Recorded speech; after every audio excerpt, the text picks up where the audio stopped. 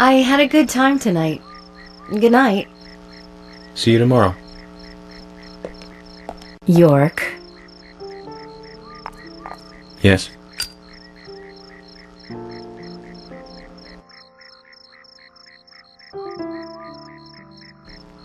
Please, don't lie to us, okay? I won't. Don't worry. I won't.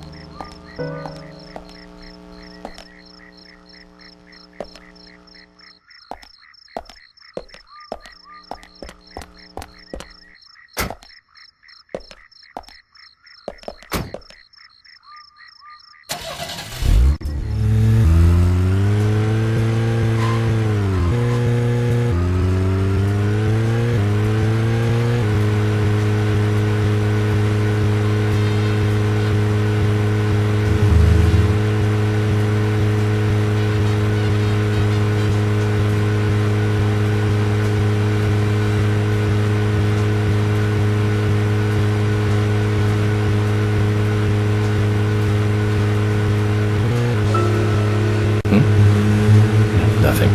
Just my imagination.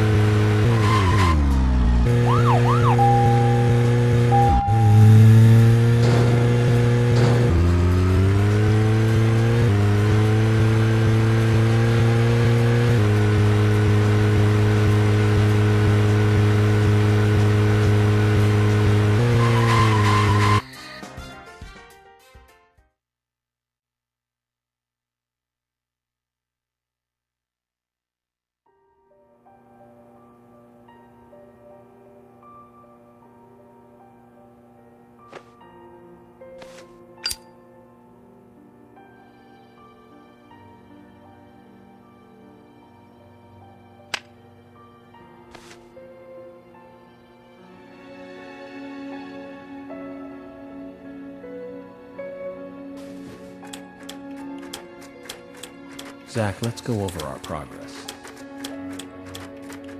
From what Olivia told us, and the sketchbook we found at Becky's house, Nick and Diane became our primary suspects.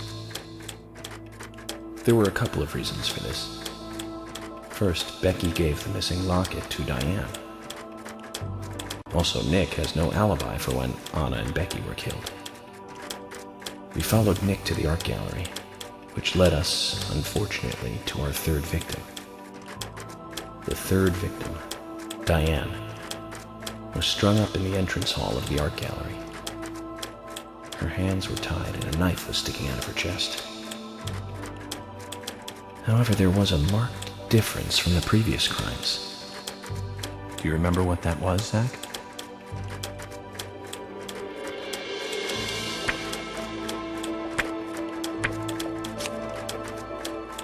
That's right. Diane was still alive. This suggests that very little time had passed since the crime was committed. Which means the criminal was still close by. It was someone near the scene. There are two possible candidates. Nick, who was knocked out in the entrance, and one other. Zach, who was the other person in the gallery?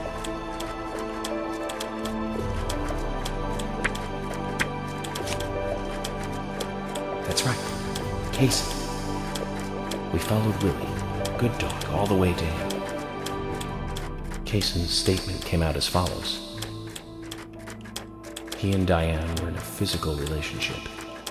That was why he visited the gallery. The two were in the middle of such a meeting when Nick showed up. Diane lost her cool and shut Cason up in the basement. Now, what did Cason hear when he was locked up?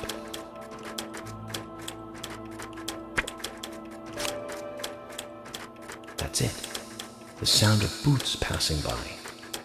Nick was wearing boots that day, which means it was likely that Diane met with Nick in her room. Nick said he argued verbally with Diane about her playing around with men, but they eventually decided to go out drinking to make up. However, immediately after that, Nick was attacked by someone in the entrance hall and knocked unconscious. They saw the rest. Zach, do you think that Nick is our serial killer?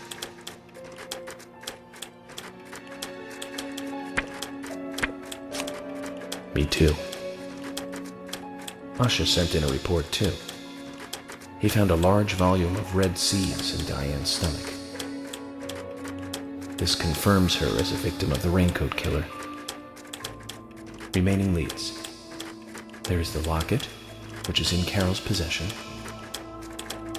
the man with the tattooed back, and the upside-down peace sign. There's a lot left to answer. I hope the coffee will give us more guidance tomorrow.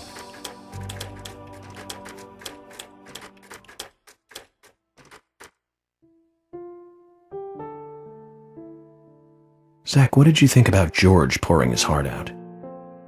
I was surprised. It's the end of a monarchy. And he called me York instead of Agent Morgan.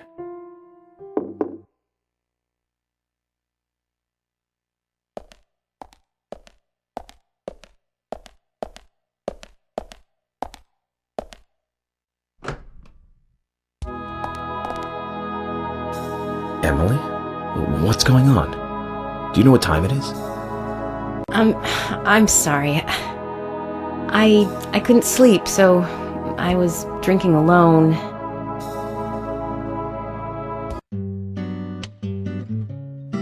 My mother was a very kind woman. She always smiled so brightly, and baked cakes and cookies every day. She'd say that I needed the sugar because I spent so much time thinking. My father was always quiet. We never talked much. He was a federal agent, just like me. And he was hardly ever at home. The only words he ever had for me were harsh ones. I had a vivid imagination, and I remember he once said this to me. There are plenty of crazy things in this world. You don't have to go dreaming them up. And it's my job to make sense out of them. One day you'll understand what I'm saying. I found out later that my father was one of the first to ever use criminal profiling to catch bad guys. And so now I'm doing exactly the same job that he did. Like father, like son. Can I ask you something? Shoot. Mind if it's something personal? Fire away. Who's Zach?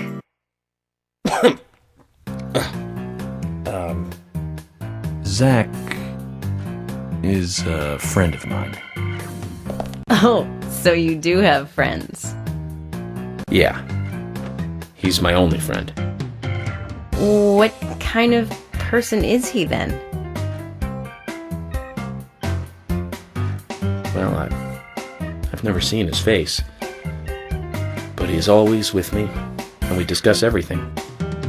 When did you become friends? A long time ago. Back when I was a child.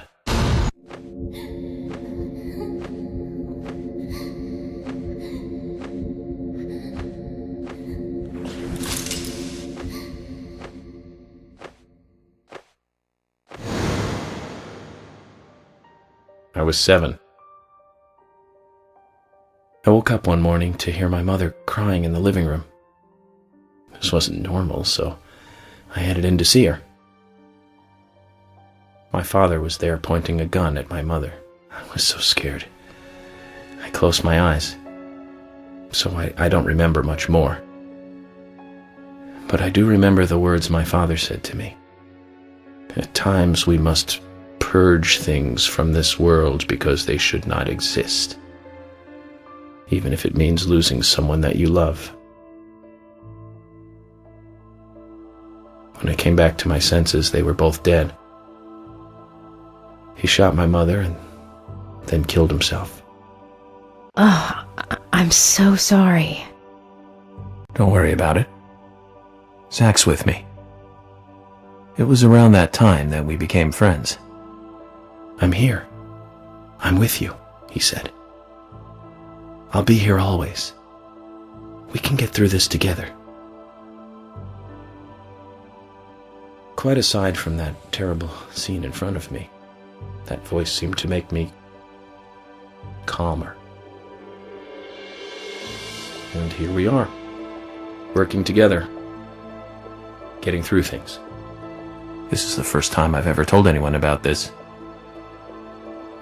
I wonder if Zach will get angry. That's a sad story. But I don't want you to take this the wrong way, but I'm sure there was a reason for what your father did. I know. I think maybe I became an agent to find out why he did what he did.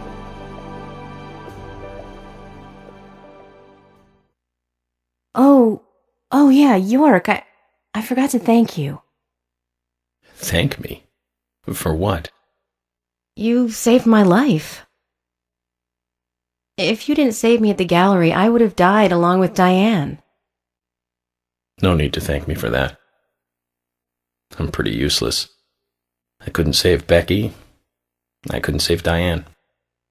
What did you just say? Useless? I was never expecting to hear you say that. Huh. There might be a modest guy in you after all. Finally, you noticed? You're a little slow, aren't you? Maybe hopeless, but not useless.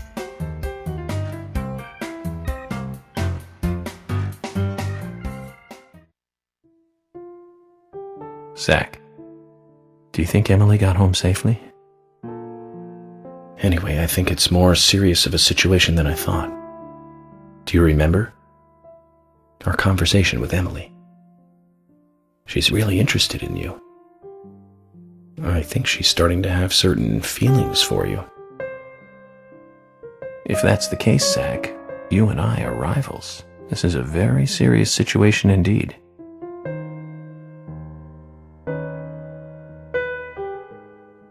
Well, if it comes to that, let it be a fair fight. Agreed? Thomas! Let me out of here! Come on, please! Just for a moment. 1 second. Hate it in here, Thomas. I think I'm going mad. I know you're there! Come on, please! Thomas! Thomas! Thomas!